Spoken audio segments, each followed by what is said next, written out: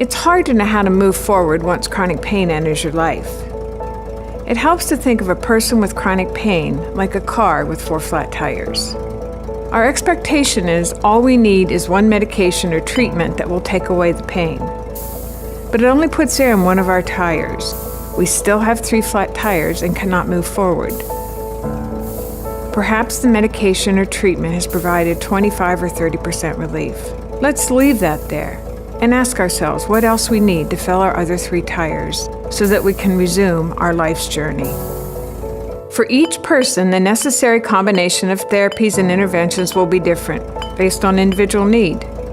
Unlike traditional medicine, where the patient is passive, living a full life with pain requires that we become active participants. We need to work with our healthcare providers to find out what we need to fill up our other 3 tires. Biofeedback, physical therapy, counseling, pacing, nutritional guidance, a support group, and a host of medical treatments are a few ways to fill up our tires. Once we have all 4 tires filled, it's our responsibility to maintain our car. We wouldn't take it back to the dealer and ask them to fill it up with gas or wash our windshield. That's our responsibility. If something goes wrong with the car, we take it in for a checkup. It's the same with our wellness. You see, pain management is much more than one simple treatment. It takes a team effort, with the person with pain taking an active role to live a full life in spite of chronic pain.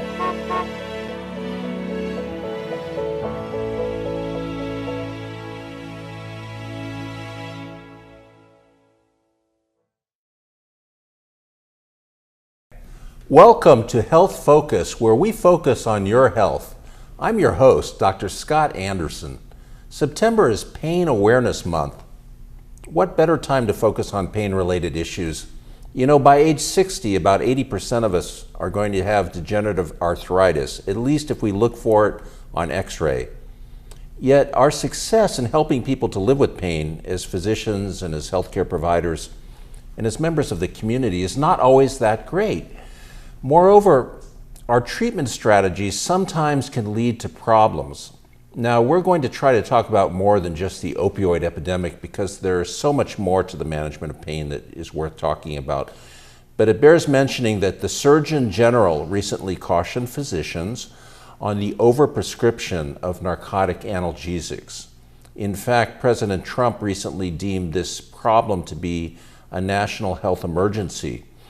I think as a physician myself that we've seen a pendulum shift from possibly underprescribing these powerful medications maybe 30 years ago in the 1980s to where we are today, where there are at least some situations in which perhaps these medications have been used a bit too liberally. Obviously, we're not talking about end-of-life care and situations where people have a broken bone and pain management requires narcotics, but rather we're talking mainly today about chronic pain, conditions like chronic low back pain and problems of that sort. In a recent article published by the Doctors Forum, Howard Marcus, a physician, noted that 99% of the world's supply of hydrocodone is prescribed in the United States, which is really rather astounding. Another area of concern is the death rate for these medications, opioids. We're talking about death both due to prescription medication and due to non-prescription medications that people may become dependent upon or may abuse. In fact, the death rate due to overdoses from these medications has exceeded 19,000 deaths a year as of 2015, and it really has reached the same level as the number of deaths due to motor vehicle accidents. As many as 38% of teens have access to prescription drugs in their homes, which are typically prescribed for the adults under the same roof. So this is a real problem. So we thought it would be helpful to explore alternatives to these medications. And we're very fortunate to welcome our guest today, Penney Cowan, Executive Director and Chief Executive Officer of the American Chronic Pain Association. Ms. Cowan is a former radiography technologist. She graduated from the Franklin School of Arts and completed student intern training at the Latrobe Area Hospital in Pennsylvania. She is an advocate for those who wrestle with chronic pain, and she's made dozens of presentations to healthcare facilities and professional organizations, among those the National Institutes of Health and the Food and Drug Administration, and at the National Academy of Pain Medicine. A consistent theme in Ms. Cowan's work has been support for safe, behavior-based, and non-addictive strategies for coping with pain. In that capacity, Ms. Cowan has served on medical school curriculum advisory boards. So it's really a pleasure to welcome Ms. Penney Cowan to Health Forum to address pain management issues and what they stand for. And you know, Ms. Cowan, I'd like to start by asking you how you came to be involved in advocating for individuals who have chronic pain, and how you came to realize that this was an area in which you could help people who were suffering from this. Maybe you could tell us a bit about yourself and about the work you do and how you got into it. Sure. It's really interesting because back in 1979, I had the opportunity, after 6 years of looking for a way to manage my pain, I had an opportunity to go to the Cleveland Clinic to their pain management program. And one of the things that struck me when I got there is that I wasn't the only person in the world who had pain. There are actually other people, because pain is so very isolating that I really thought I was the only person in the world. And then I realized that what they taught me there was just too good to keep to myself, that I had to share it with somebody else. But I think the real reason why I started the organization is that I knew that for so long things had worked for me, and then they didn't work anymore. The treatments and therapies that we try. And so I was afraid that maybe I'd fall back into that patient role again, and I didn't want to go back into that role. So I knew I had to maintain my wellness. And in order to maintain my wellness, I had to continue to do everything that I had been taught at the clinic. It was an inpatient program at the time. I was there for a very long time, 7 weeks, because I actually went there to fail. By that time, I figured I had given up. I didn't think there was any hope for me. I mean, my pain was so bad, it was totally consuming me. So I completely understand how it is to live with pain, but I also know that you can be taught how to live with it, but it's up to us to maintain our wellness. And so by sharing it with other people, so I thought if I reach out to other people and share what I had learned, then I would maintain my own wellness and help them. So this is almost 38 years later, and I'm still in that role of a person. I've never gone back into the patient role again. So this is really a labor of love for you based on your own challenges and those of others you're trying to help. Correct. Can you tell us a bit about how the American Chronic Pain Association came into existence, and maybe tell us a bit about what its mission is? It started with, again, my wanting to maintain my wellness, and I started one small group in my church.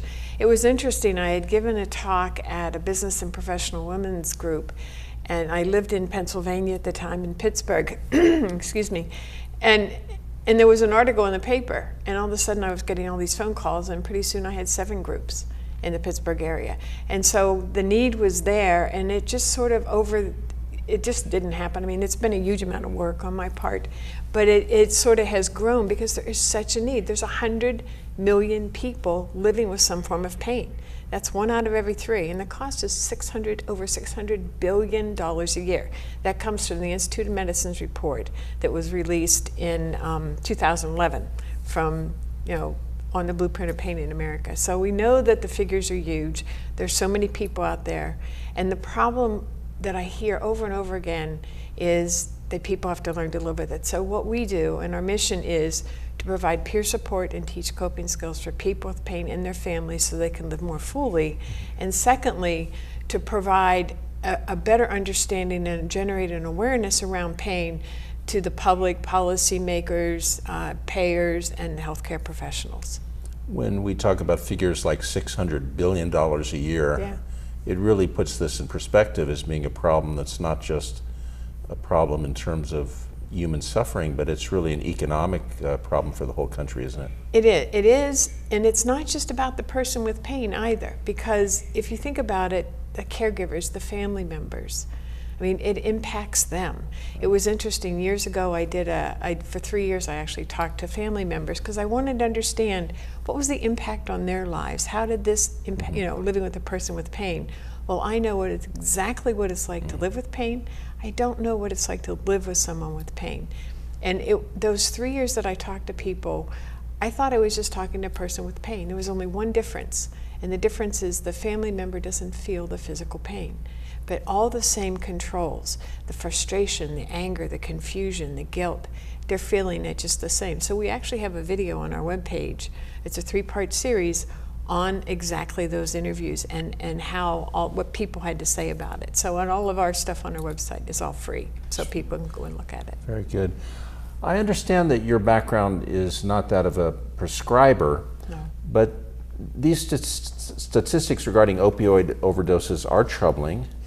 And it seems to me that to the extent that we can empower people to manage their pain in a non-pharmacological manner, that would be a very desirable outcome.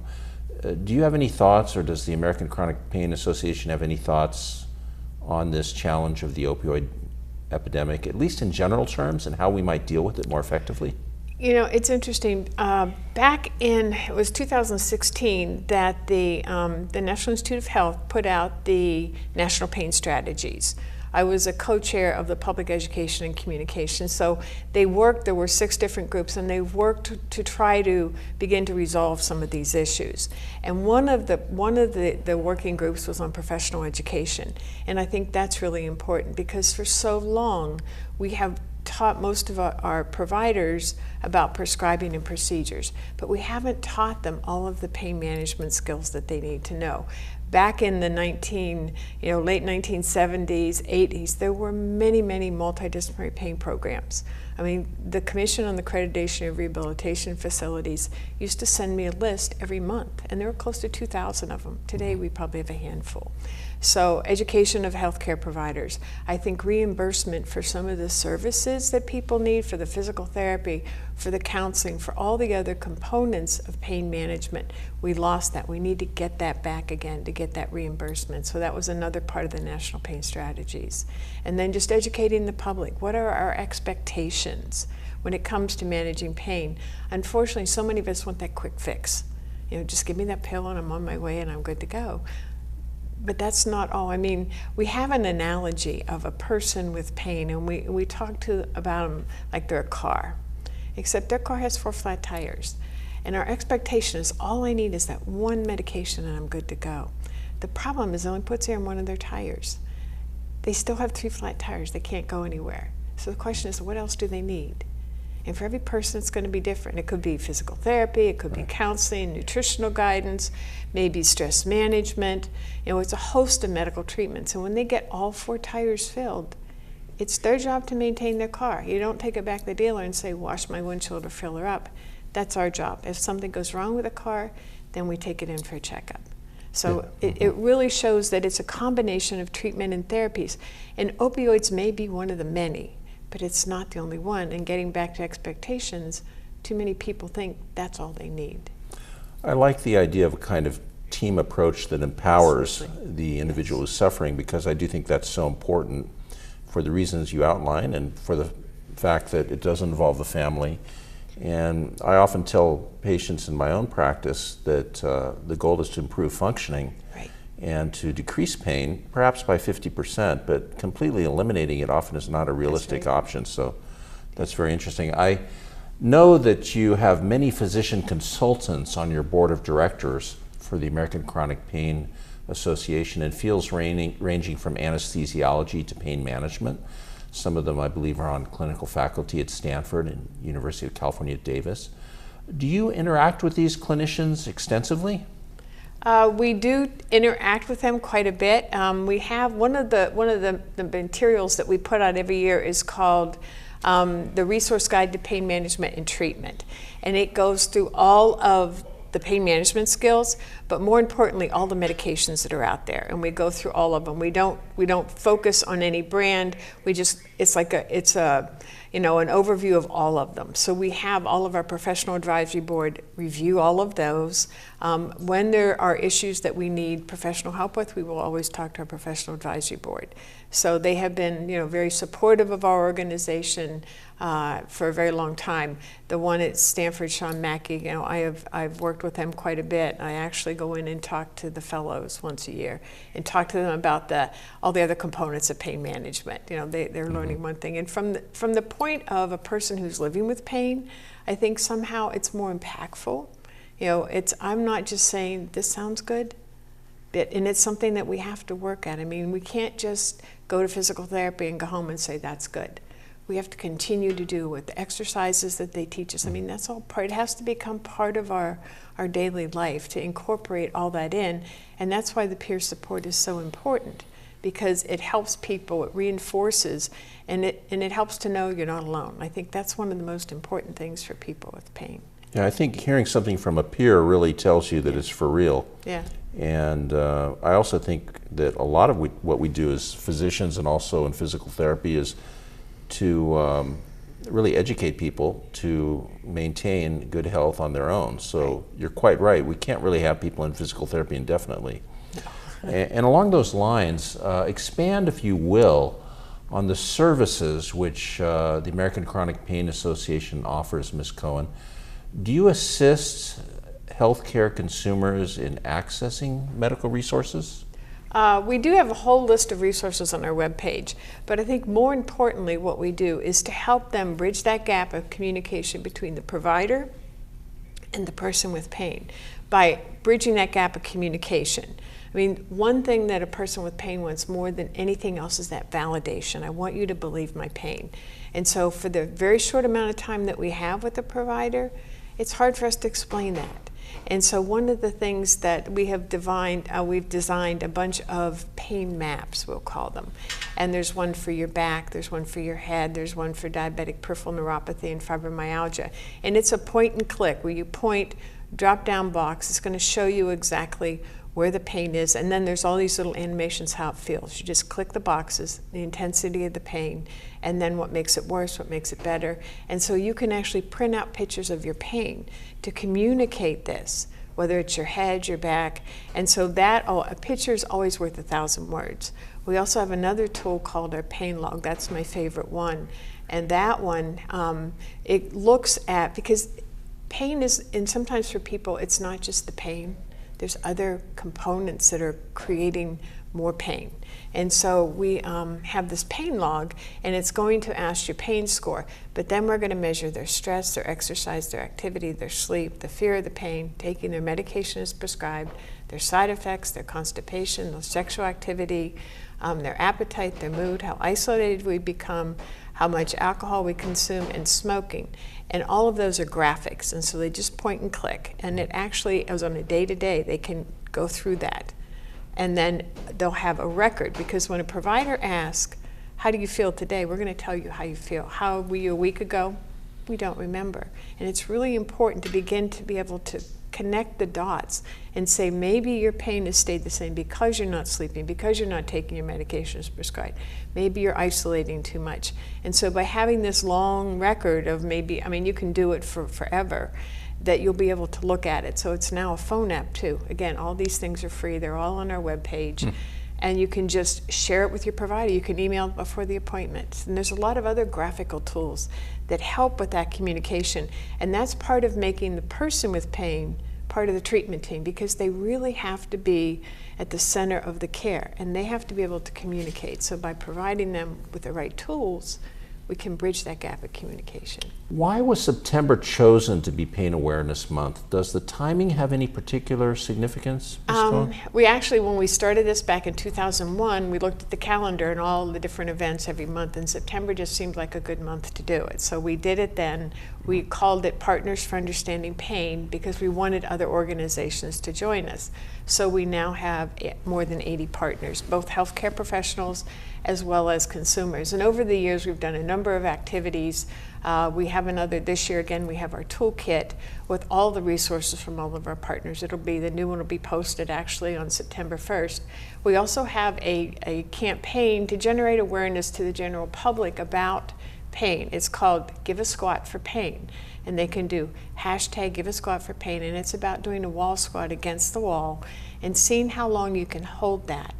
And you'll begin to feel the pain. And what that does is to help people understand what pain actually feels like. And imagine you can get up and walk away from the wall squat, but people living with pain still have to live with that pain. So it's really to help people understand pain. I mean, think about it, it's invisible. You can't see it. I mean, people are walking around with pain. You can't see headaches, you can't see backaches.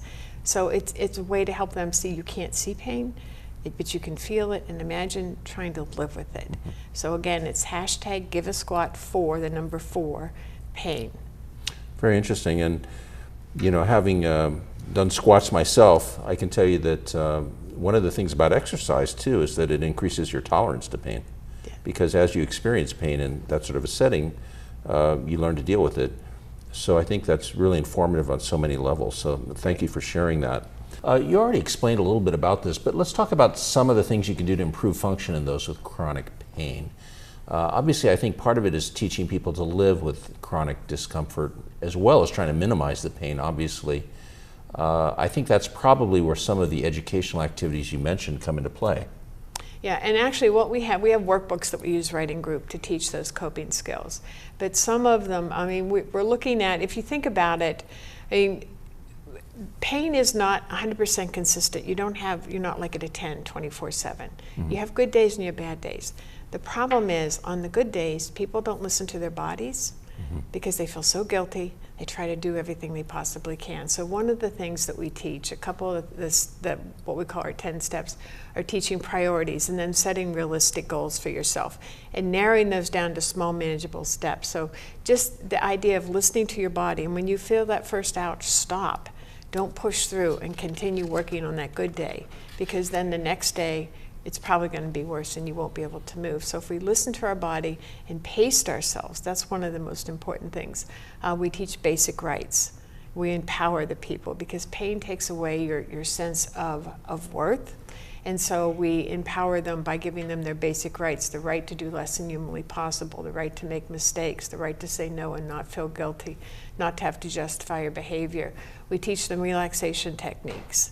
And those are, you know, how do you tell your body how you want it to feel? And there's something that I always ask people, because so many people say, I've tried this and it doesn't work. And so we have a 5-minute relaxation on our webpage, and I always play it for when I give talks. But before I do, I ask them, in their mind, I want them to count from 1 to 25, and at exactly the same time say your alphabet. And I get these looks like, because we have a one-track mind, so we can't focus on how our breath may feel or whatever, and still think about our pain. Right. That's where perhaps some entities like Tai Chi and yoga could be helpful. But, you know, we're kind of running low on time, Penny. And in closing, I just wanted to ask you about support networks, either online or face-to-face, for pain sufferers. Do you have any advice for our viewers as to how they could perhaps get involved in that? Yes, they can go to our webpage, which is www.theacpa.org. That's THEACPA.org. We list the states and the cities on our webpage. They'll have to call our office to contact the facilitator, because they use our home phone numbers. And the office number is 800-533-3231. And so if we don't answer, please leave a message. We always call back.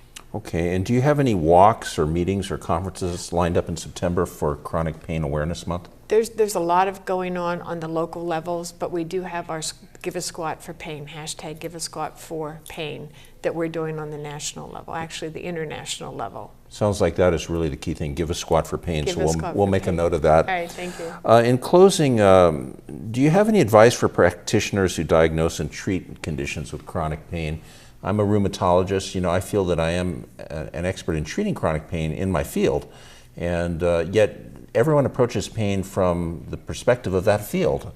even though we're all dealing with this common endpoint of pain. Do you have any advice for doctors or nurses or others who are involved in this? I think, it's just to really give that person with pain some of the responsibility, to make them part of the treatment team, but to communicate on a level that they actually understand. And then, if at all possible, connect them with their peers, because they're going to be much more powerful and believe what they're telling them than what you can say. Peers that are going to help them actually manage their pain, to teach them how to do that. That is the key, to empower the person, to make them part of the treatment team.